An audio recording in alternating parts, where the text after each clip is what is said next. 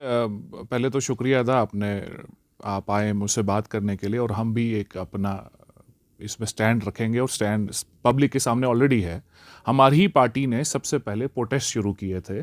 जैसे ये ऑर्डर निकला था तो सबसे पहले जम्मू में डिविजनल कमिश्नर के ऑफिस के सामने पहले तो रैली हमने निकाली, फिर सामने वहीं पे बैठ गए और जब तक कि एडमिनिस्ट्रेशन ने हमें नहीं बुलाया हम तब तक नहीं गए। फिर हमारे सीनियर लीडर अंदर गए और उनको मेमोरेंडम सबमिट किया इसी रिगार्डिंग कि जो बड़े बड़े मगरमच्छ हैं आप उनको छेड़ो या उनकी ज़मीनें वापस लो, हम उस पर एतराज़ नहीं करेंगे। लेकिन गरीब जो लोग हैं जिनके 5 मरला 10 मरला या दुकानें 2 मरले या 4 मरले में मैंने देखे खोखे हैं, तो वो उसी पर अपनी ज़िंदगी निर्भर करते हैं। अपने बच्चों के रात को मतलब जो कमाते हैं रात को बच्चों को खिलाते हैं। बहुत लोगों से हम मिले कि जो बोलते हैं कि जब भी ऐसा हो गया तो डर का माहौल हो गया, हम दुकानों में नहीं गए तो रात को बच्चे रोते थे कि बाबा जी आपने आज क्या कमाया, हमारे लिए खाने के लिए क्या लाया। तो जब उनके आंसू हम देखते थे तो हमें महसूस होता था कि कितने डर के माहौल में, खासकर मैं जम्मू प्रोविंस की बात करूंगा कि वहाँ कैसे डर का माहौल था।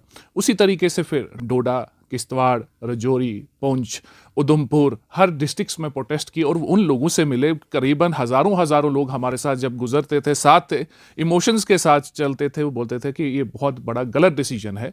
लेकिन जहाँ जहाँ हम डीसी से मिले, डिविजनल कमिश्नर से मिले, उनको ये खास तौर से कहा गया कि आप जो है गवर्नर साहब तक बात पहुंचाए। तब तक आज़ाद साहब की बात नहीं हुई थी, तो आप गवर्नर साहब तक ये बात पहुंचाए कि मजलूमों के साथ ना छेड़ें। जो गरीब लोग हैं जिन्होंने अपना आशियाना बनाया है या अपने रोजी रोटी के लिए दुकान खड़ी की है, खोखा खड़ा किया है, चाय बेचते हैं या राशन कहीं बेचते हैं, तो उन चीज़ों को मुतासिर ना करें, उन चीज़ों को छेड़ें ना।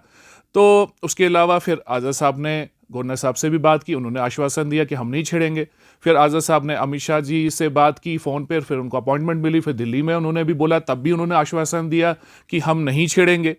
तो अब लेकिन जैसा कि कल भी आज़ाद साहब ने एक इंटरव्यू में कहा कि अब हम इन रिटर्न चाहते हैं, क्योंकि लोग अभी भी डर में है, खौफ में है कि हमें तो नहीं छेड़ेंगे। रात को सो ही नहीं पाते कि सुबह कहीं जैसे भी हमारे पास ना पहुंचे, तो अभी भी परेशानी। लेकिन हमारा स्टैंड पहले ही था कि सिंस फर्स्ट डे जैसे ही ऑर्डर निकला था हम खड़े रहे, बाकियों की तरह नहीं कि जिस दिन उनके ऊपर बारी आई तो तब उनने बयान दिए या स्टेटमेंट दी। हमने गरीब के साथ तब भी खड़े थे और आज़ाद साहब को बड़े बारीकी से हर चीज़ का पता है। जैसे कल के बयान में भी उन्होंने वाजे करके एक अच्छा 30 मिनट के इंटरव्यू में पूरा बताया कि किस टाइप की ये ज़मीनें थी राजाओं के टाइम में। जैसे मैं आपको एक और चीज़ आपके माध्यम से क्लियर कर दूं, हमारे ऊपर भी आपने सुना होगा 10-15 दिन पहले आया कि हमने जी 145 कनाल ज़मीन जो है आज़ाद साहब की है, उसने जी ग्रैब की है।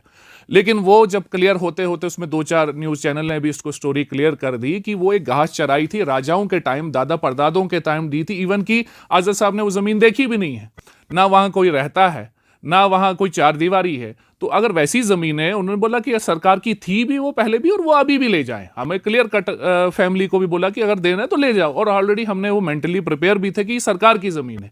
इसी तरीके से हज़ारों हेक्टर में, हज़ारों एकड़ों में ये ऐसी ज़मीन है जो 90% 80% ये ज़मीन है वो ऑलरेडी सरकार की है।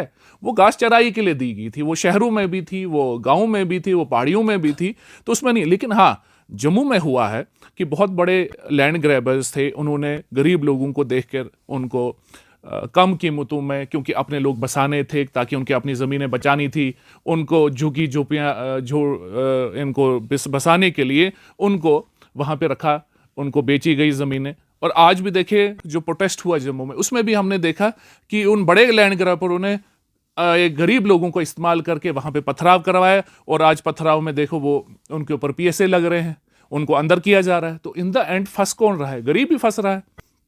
तो आपके माध्यम से हम फिर से गवर्नर साहब को, एडमिनिस्ट्रेशन को, यहाँ के डिविजनल कमिश्नर हो, जम्मू के डिविजनल कमिश्नर हो, कि आप एक ब्लूप्रिंट निकालें कि किन को छेड़ा जाएगा और किन के ज़मीनें वापस ली जाएगी कि लोग डर के खौफ से बाहर निकल जाएं।